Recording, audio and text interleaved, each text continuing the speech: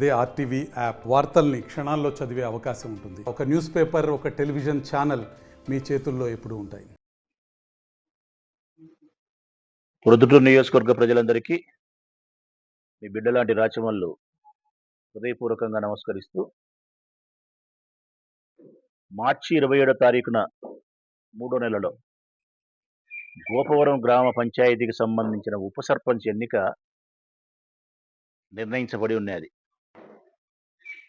ఆ రోజు తెలుగుదేశం పార్టీకి సంబంధించిన వరదరాజరెడ్డి అప్రజాస్వామికంగా ప్రజాస్వామ్యాన్ని పాతరేసి ఎంత అన్యాయంగా ప్రవర్తించినది ఈ ప్రొద్దుటూరు పట్టణ ప్రజలే కాకుండా యావత్ ప్రపంచమంతా చూసింది.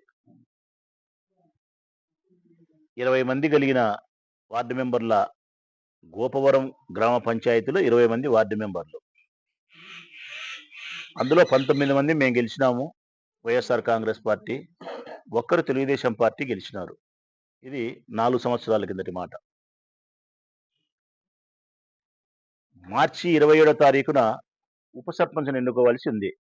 ఎన్నికల కమిషన్ నోటిఫికేషన్ జారీ చేసింది, తేదీ ఖరారు చేసినారు. అప్పటికి మా వైపు నుంచి ఈ తెలుగుదేశం పార్టీ వార్డు మెంబరుకు తోడు మా వార్డు మరొక 5 మంది అక్కడికి పోవడం జరిగింది. అంతా వెరసి తెలుగుదేశం పార్టీ వైపు దగ్గర వారి సొంత బలం 1, మా బలాన్ని తీసుకుంటే 5, కలిపితే 6, ఇక మేము 14 మంది. 14 మంది బలం కలిగిన మేము ఒకవైపు, 6 మంది బలం కలిగిన వాళ్ళు తెలుగుదేశం పార్టీ వైపు ఉన్నారు. ఎవరు ఉప సర్పంచ్గా ఎన్నికైతారో ఒక్కసారి ప్రజల్ని ఆలోచించమంటున్నా. ప్రజలందరికీ తెలిసినదైతే 14లోనే ఒకడైతాడు అంటారు, కానీ వరదరాజుడికి తెలిసినదైతే నేనెవరిని అనుకుంటే వాడు 6 మందిలోనే అవుతాడు అనేది ఆయనకు తెలిసినది.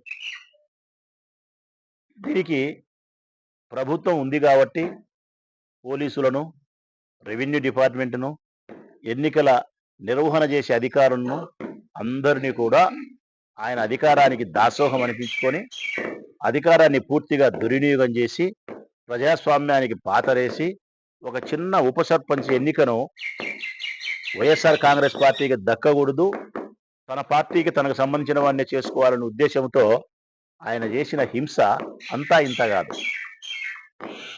మా వార్డు మెంబర్లు 14 మందిని ఓటు వేసే ప్రదేశానికే రానియకుండా అడ్డుకోవడం, ఇంత రాళ్లతో కొట్టడం, జీపుల మీద దాడి చేయడం, మహిళల మీద దాడి చేయడం, పోలీసు వాళ్ళు ప్రేక్షక పాత్ర వహించడం, పోలీసు వాళ్ళు పిలుచుకొని పోతామని చెప్పి పెద్ద మసీదు దగ్గర పిలుచుకొని పోయి తెలుగుదేశం పార్టీ రౌడీలకు రాళ్లతో కొట్టమని అప్పచెప్పడం, ఫేక్ ఐడి కార్డు సృష్టించి వాళ్ళు వార్డు మెంబర్లు కాకపోయినా వార్డు మెంబర్లు అని చెప్పి ఫేక్ ఐడీలు సృష్టించి లోపల పంపించి ఏర్పాటు చేస్తే పోలీసు వాళ్ళు ప్రేక్షక పాత్ర. లోపల పంచాయతీ సచివాలయంలో పనిచేసే ఒక అధికారి మహేశ్వరి అనే ఒక అమ్మాయి నిజాయితీగా వ్యవహరించడం వలన ఫేక్ ఐడీలతో లోపలికి పోబడినటువంటి వార్డు మెంబర్లను ఆ పాప తిరస్కరించడం చేత ఆ రోజు వాళ్ళు ఉప సర్పంచ్ అభ్యర్థిని వాళ్ళ మనిషిని చేసుకోలేకపోయినారు.